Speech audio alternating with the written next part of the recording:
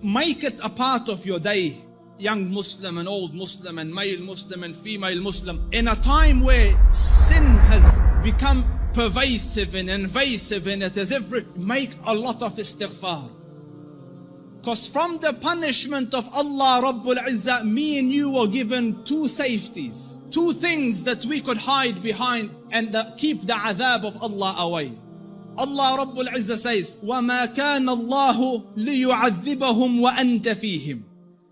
The first, the Prophet, Allah said, so long as he is amidst you, I will not punish you. So the Rasul died and left. His sunnah is with us, but the Rasul went. The second one, and Allah will not punish them so long as they seek forgiveness. So the only salvation you have now is perpetual istighfar. The Rasul sallallahu alayhi wasallam says, I say more than 100 istighfar a day, and some say in a gathering. Busy yourselves with istighfar. Astaghfirullah al-azim. Oh Allah forgive me. Oh Allah forgive. Astaghfirullah. Make it a habit. And wallahi, Allah will open all the doors of goodness upon you. In the time of Hassan al-Basri, he was alim, zahid, taqiyyun, naqi, lillahi al-wali, min al-shaytani bari, a righteous man. And he had students. So he was busy with them. And a man came and he said, Shaykh, I have problems. So he goes, what's your problem? So he goes, there's no rain in our land. Drought has come. Give me something to do. So he said, increase the saying of istighfar.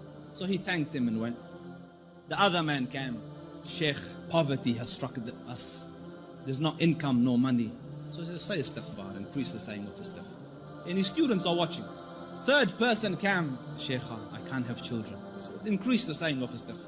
So the students look at the Sheikh, every person came with whatever sickness. You have one medication, just injecting everyone the same thing. What's going on? So the Sheikh said, it's from the Quran. فَقُلْتُ اسْتَغْفِرُوا رَبَّكُمْ إِنَّهُ كَانَ غَفَّارًا يُرْسِلِ السَّمَاءَ عَلَيْكُمْ مِدْرَارًا وَيُمْدِدْكُمْ بِأَمْوَالٍ وَبَنِينَ وَيَجْعَلْ لَكُمْ جَنَّاتٍ وَيَجْعَلْ لَكُمْ أَنْهَارًا.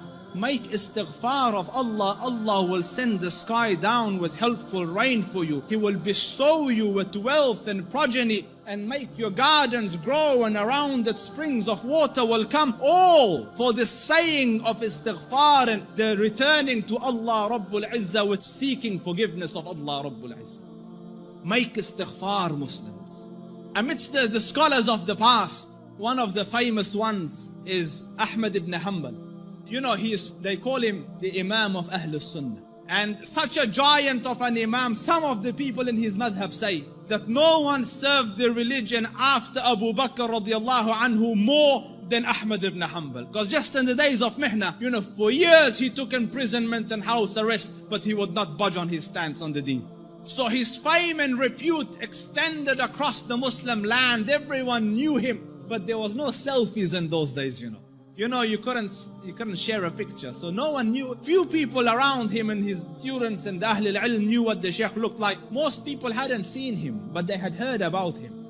So Imam Ahmed went on a travel from his city to another city. And when he reached that city, night befell him. He was in a masjid. And he was trying to sleep in the masjid because in those days there was no hotels and things. So the guard came and he said, get out of the masjid. So he said, listen, I'm a traveler. I don't have anywhere to go. I will just be here till tomorrow and then I will be on my way. So he said, no, get out. So the Sheikh went and sat outside the door. Can you imagine? This was a man, who, when he used to walk, hundreds would be walking with him and they would kiss his head and hold his books. Hey, Imam Ahmed was Imam Ahmed. Now he's sitting at the door of the masjid. So he looks at him, he goes, didn't I tell you to go? He goes, I'm outside. He goes, no, get out. So he said, listen, it's just... So he said he held the Imam from his leg and dragged him onto the street. Imam Ahmed.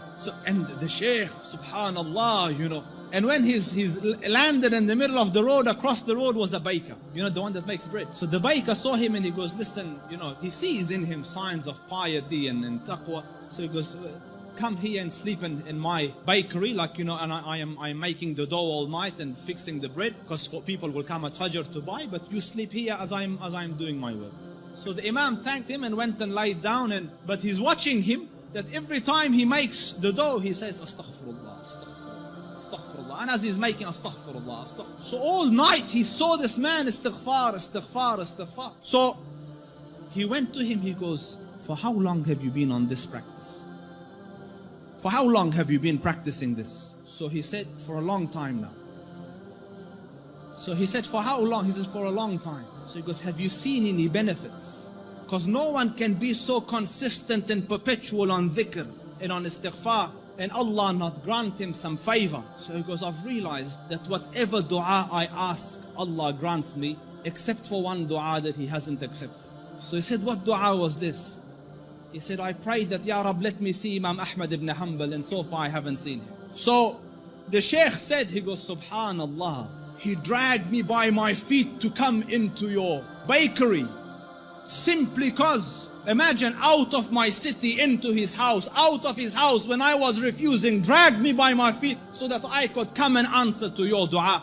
فقلت استغفروا ربكم إنه كان غفارا يرسل السماء عليكم مدرارا ويمددكم بأموال وبنين ويجعل لكم جنات ويجعل لكم أنهارا. My dear brothers, turn to Allah Rabbul Izzah. Wallahi, I don't say this as a nice to say, but all of the problems to all your answers is Allah Rabbul Izzah. Your refuge from every difficulty is Allah Rabbul Izzah. Turn to Him with it. Wallahi, turn once to Allah Rabbul Izzah, and you will find your Lord more merciful and more accommodating and more accepting than the kindest of the kind of this world.